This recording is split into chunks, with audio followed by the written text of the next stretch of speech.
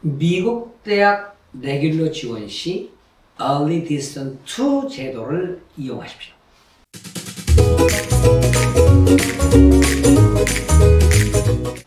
안녕하세요. 미래연구소장 이강렬 박사입니다. 지금 이제 미국 대학 2023학년도 얼리가 끝났습니다. 근데 이제 레귤러로 전환을 하라는 그 유튜브를 제가 하나 올렸습니다. 근데 오늘 제가 드릴 말씀은 레귤러 지원을 하면서 합격 확률을 높이는 방법, 가장 확실한 방법은 Early Distance 2 제도를 이용하는 겁니다. 여러분 간략히 다시 설명을 드릴게요.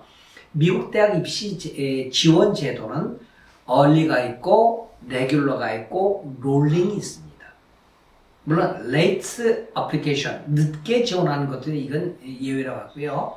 Early는 Early Decision과 Early Action으로 나누고 Early Decision은 다시 Early Decision 1과 Early Decision 2로 나누고 Action은 Early Action과 일반적인 그 다음에 Restrictive Early Action과 Single Choice Early Action을 나눌 수 있어요. 오늘 이 설명 드리려는 건 아니에요. 그리고 레귤러가 있고 그 롤링이 있는데 얼리에 설명을 드렸던 Early Distance 2 이게 뭐냐고 얘기죠.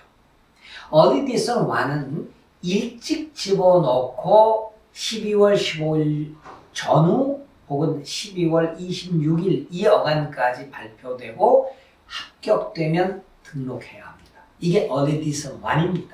근데 Early Distance 2라 하면 레귤러 가운데 하나를 Early Distance 2로 넣고 Early Distance는 시기적으로는 레귤러와 같이 넣는데 효과는 합격되면 등록을 해야 됩니다.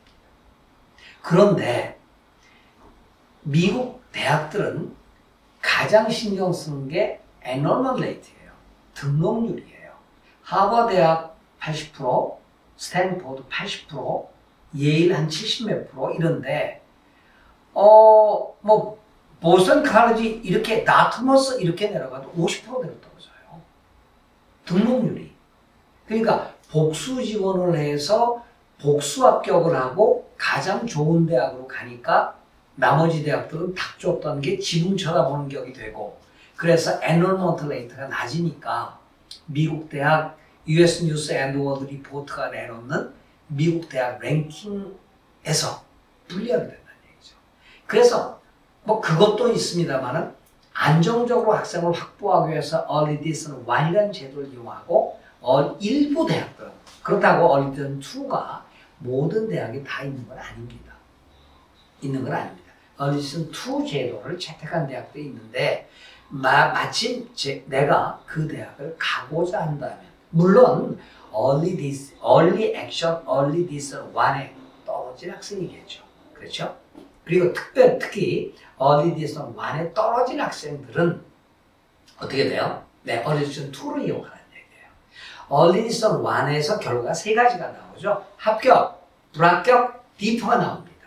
합격은 합격된 거고요. 불합격은 그거 끝납니다. 이 학생들은 다시 레귤러에 지원할 수가 없어요.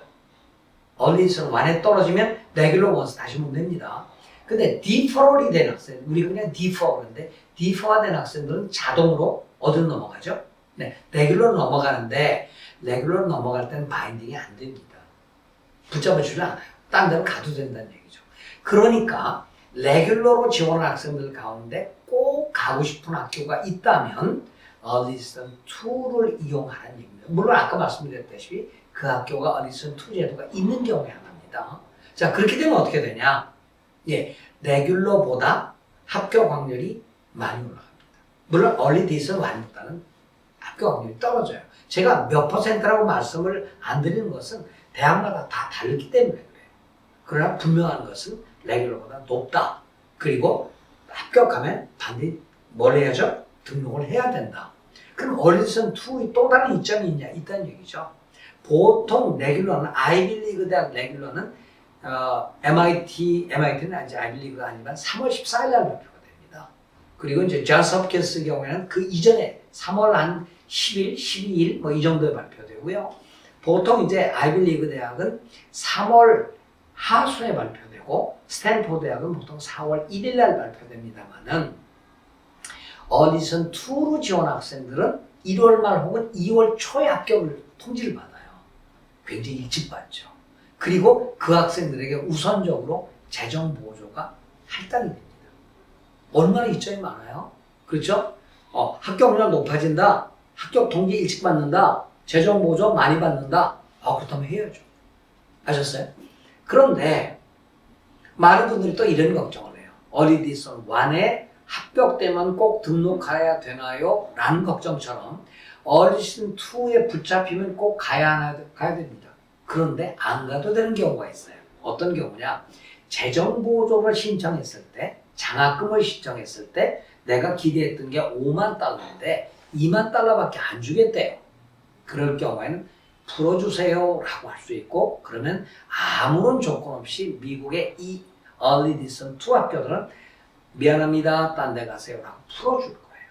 그러니까 이 Early Discount 2 제도를 이용해야 되는데 많은 분들이 모르세요. 그럼 Early Discount 2가 어떤 대학이 있느냐? 그거는요, 여러분이 카먼 앱에 들어가서 학교 리스트를 치고 보면 거기에 ED2 제도가 있다는 것들이 보이니까 그때 여러분이 잘 고르시기 바랍니다.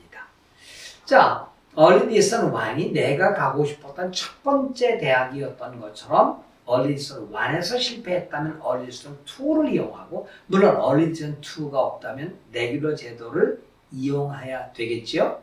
예, 아마 아이빌리그 대학들은 Early Discount 2 제도가 없는 걸로 제가 알고 있는데 그 밑에 대학들은 Early Discount 2가 있습니다. 그러니까 이 Early Discount 2를 이용해서 Early Discount 1에 떨어진 그 아쉬움을 달래고, 그리고 일찍 합격을 통지를 받고 많은 재정 보조 받기를 바랍니다. Early Discount 2 이해하셨어요? 네, 고맙습니다. 안녕히 계십시오.